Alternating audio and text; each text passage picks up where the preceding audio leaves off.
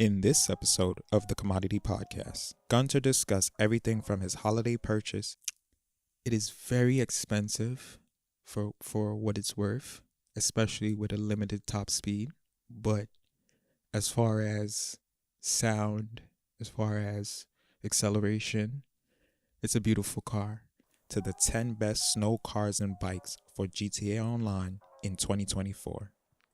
At number 4, we have the Canis Terminus. This is a pretty good vehicle in GTA, especially for winter conditions.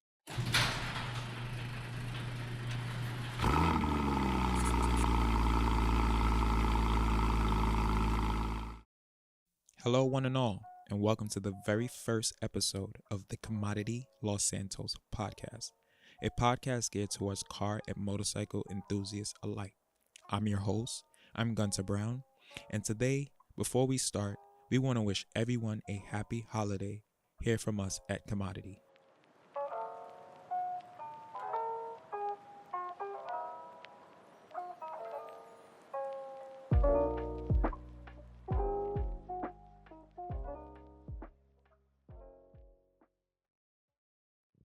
All right, welcome everybody. Welcome one and all to the Commodity Podcast, the very, very first episode. And happy holidays again to you guys, one and all. Merry Christmas. Before we start, I would like to share some news. I did purchase something this week. As a matter of fact, I probably purchase something every week. It's a bad habit at this point, and I have checked my bank account, and I do plan on correcting my behavior in the future. But for now, I bought something for myself. I purchased the Gradi Amaggio. Very, very beautiful car. Very beautiful. I think that it is very expensive for what it's worth, especially with a limited top speed. But as far as sound, as far as acceleration, it's a beautiful car. So beautiful, in fact, that I've added it to our next segment, and we'll get there in a bit. But overall, good handling car. Last weekend, I dropped it off at Commodity LS, and that's where it has been staying since last weekend. I do plan on doing a few upgrades, just OEM plus stuff, and maybe not at this moment, but in the near future. But for now, I will enjoy it in the stock form. So a topic has come up, and by come up I mean I looked this up, and not only that, while operating a auto shop, I do tend to think about when it's snowing, what is it that we drive? What is it that you guys are driving when it's snowing in Los Santos? For me, last year I took the Dubster. Yeah, all winter Dubster, off-road wheels. I think it's the military spec steel wheels. Beautiful. I'll show you a picture here. Not expensive, easily obtainable. Wink, wink. But yeah, overall, that was my go-to for last winter. This winter, I've honestly, the Caracara 4x4 is my go-to so far. That is also on the list, and we'll get into it. But let me know below. When it's winter, what are you guys are driving? I'm very curious.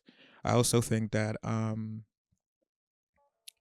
not sure if many people know, but it is expected to put off-road wheels and tires on these vehicles when it's winter. Just overall for better traction. That has actually been tested. I've tested that, and we'll discuss that later. But Yeah. The topic for today. What are the 10 best vehicles? Car, motorcycle. What's the 10 best for snow in GTA for 2024? That's the question we're gonna answer. And this is in order of, I don't want to say worse, but the least best for winter, but manageable to the best for winter. So at number 10, we have the Weenie Issy Rally. And ours is in the off road spec. And this is a good vehicle for GTA Online, especially now. It's good for racing. It's very compact. It's agile. It's almost like well suited for the snow, honestly. It's based off the first gen Mini Cooper. It's lightweight. It allows for quick acceleration, sharp turns. This is actually somewhat expensive. $1.8 million for a AC any weenie product. Pause for 1.8 is diabolical to me. I'm just being honest. But again, it's 1.8 million. Ours is spec in this British Racing Green. I'll put it up right here.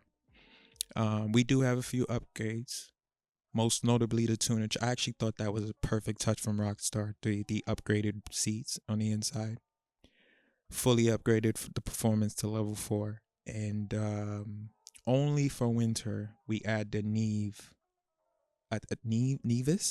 off. I think it's the Nevis off-road tire and wheels and tire setup. Pardon me. So yeah, number 10, I'm gonna give it to the Weenie Issy Rally. Coming in at number 9, we have the Fister Astron. I'm gonna be honest. I'm a Fister fanboy. All right, a die-hard Fister fanboy. My girlfriend knows this by now. She sees it in the game and she sees it in real life. Fister fanboy. Um, the Fister Astron costs 1.5 million. That's actually pretty decent for how you can modify this car, how quick this car is, and the sound of the car. I think 1.5 is okay. Um, it checks most boxes for me, especially as a daily. But it's how to say this. It's depending on how you spec it, it's good for the snow. Okay, 1.5 mil all-wheel drive system, stable, good traction. You can't ask put some off-road wheels and tires. Our setup had the off-road wheels and tires. It's powerful, super powerful engine, responsive acceleration, and it actually mirrors the real life example pretty good. And honestly, this is probably like one of my daily drivers. I alternate. I don't. Shout outs to the guys who mirror their cars off real life cars and alternate them weekly. Um, so I alternate and alternate. I alt. I switch them. Okay, I switch them every week. Moving on.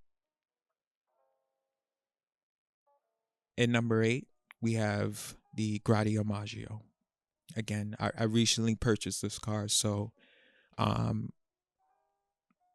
quite a lot to say, but not really because I haven't used it much. Kind of waiting for winter to pass, the snow to go away a little bit, and maybe I'll use it more.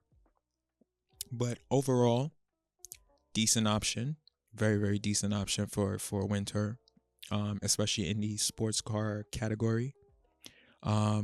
Mixed reviews on what this car is based off, but I'm gonna say it's based off the F8 Tributo.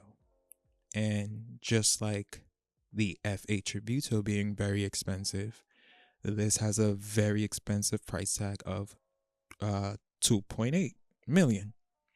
Honestly, after you finish specing this car, you're looking at well over $3 million, well over.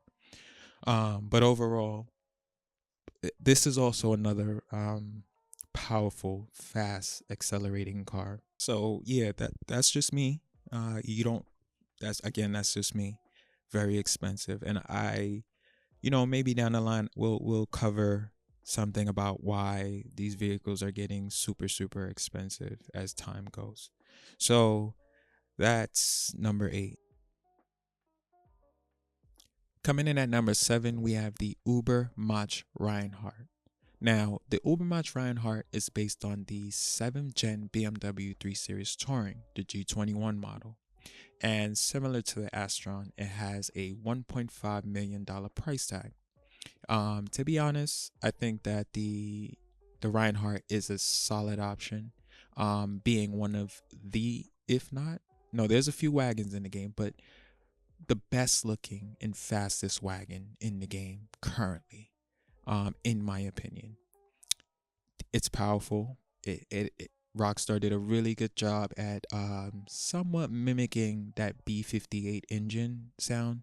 Um, but overall, I actually think that this is a really solid car, and a really good option as a daily too. There's a few vehicles, as you can tell, excuse me, that are gonna be some dailyable options. Um, 2 years ago, just a quick story behind the Reinhardt. 2 years ago, um, during a Fun Ball rally event, I did the Reinhardt was literally the dominating vehicle in the hill climb section of the rally. I remember this, and hopefully, if the anyone from that rally was there who had a Reinhardt will comment underneath this video. They'll let you know that it was pretty good. There were certain vehicles. I remember the was it the Astron? I think it was the Astron that had a problem going up the hill section. I think it was Mount Chile. But overall, this car will get you out of the ruts, especially on slippery surfaces. So at number 7, we have the Reinhardt. At number 6, we have what I drove into work today. We have the Benefactor Dubster, the basic, okay, that spec, the one you can grab off the street, not the big supercharged V12 and not that other blacked out edition, just the basic one. The Benefactor Dubster gets number 6 because overall, it's a good vehicle. Good vehicle, a lot of torque. And if you know how to feather the controller, I was going to say exhaust, the exhaust, I was going to say the pedal, you'll know how to stay in that torque band to get you up mountains or over certain things. So for the snowy condition, I think this is a perfect condition. A perfect option, and it's great in the streets of Los Santos. Honestly, um, the Dubster I think is based on the first gen Mercedes-Benz G-Wagon, the W463, if I'm not mistaken. If I'm incorrect, please someone correct me. But I do think it's based on the W46. Good clearance. From stock, you can actually see the suspension from underneath. So it has really, really good clearance. And I think this was actually my first off-road vehicle that I purchased. And not until we received those new off-road wheels, that's when I actually put those on, which is what you see here, and started driving it around a lot.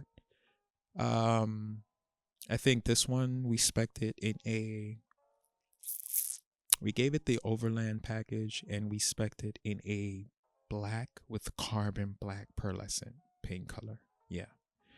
So yeah, the Dubster, the basic Dubster, super duper cheap. This is, I mean, 150K and you're good.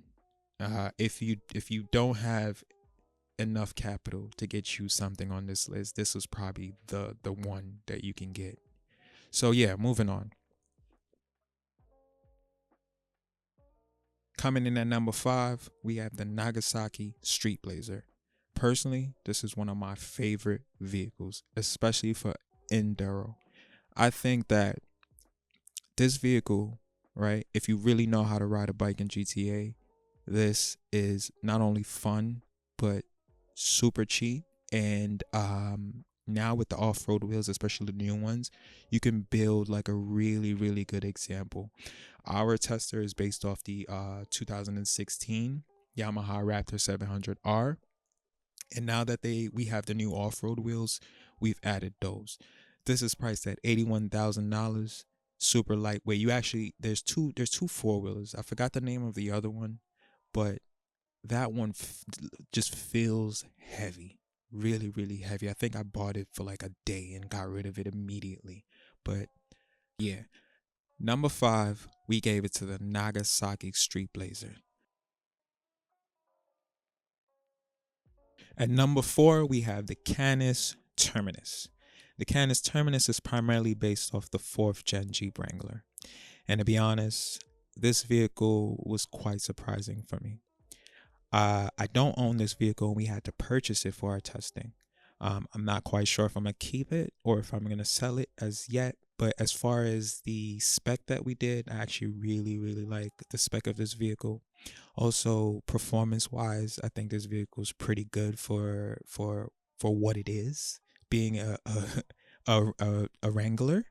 I'm sorry if you guys own a Wrangler in real life. I'm shitting on Wranglers at the moment. I'm not a Wrangler fan, as you can tell, but I do think that this is a pretty good car for the snow, and that's why we gave it the number 4 spot. At number 3, we have the Vapid Caracara 4x4. To be honest, this is currently my daily. I drive this vehicle probably, I want to say maybe 2 or 3 times a week. I love the sound of this engine. I love the height of the vehicle. The one downside of this SUV, I think, is the interior, and it's quite bland. But as far as the outside, we made sure the spec is similar to the Raptor.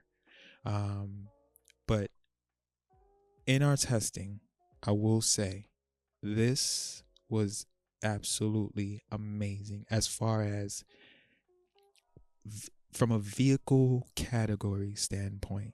This takes the cake. I'm pretty sure there are others, and someone might disagree. But for our testing, the Vapid Caracara 4x4 was by far the best performing vehicle. At number 2, we have the Maibatsu Sanchez. Now, this was one of my first motorcycles that I purchased, and to be honest, I've sold it, purchased it, sold it, purchased it, and the most recent one that I've spec is specifically marrying the Husqvarna dirt bikes. But as far as the being capable of climbing, I mean, it doesn't get much. I mean, we have one more on our list, but it does not get much better than a Sanchez. It's super cheap. I think it's well under 10,000, if I'm not mistaken. Even the second one with the livery, the Sanchez 2, or I think it's the Sanchez livery, that is maybe like $2,000 more. But yeah, as far as um, just off-roading, this one we gave it number 2 just because it won our Mount Chile test. And if you ever try to climb up Mount Chile in a car, you'll understand how difficult that is. There are cars that can make it, yes. But as far as going up with speed and not worrying too much about getting stuck, I think the Sanchez is one of the best options. So For the snow condition, I don't think you will have a problem. So for number 2, we gave it to the Maibatsu Sanchez. Coming in at number 1, we have the Nagasaki BF400. The Nagasaki BF400 is primarily based off the KTM 450 Rally. It has fast acceleration and good handling. In our testing, we were able to make it up the mountain in less than 2 minutes. Not to mention outperforming all other contenders on this list in terms of off-road capability. So there you have it. That's our 10 go-to vehicles and motorcycles for snow in GTA Online in 2024. Let us know if there was a vehicle that you think should have been on this list that we've missed in the comments below. And while you're down there, please hit the like button, please hit the subscribe button, and we'll see you in the next episode.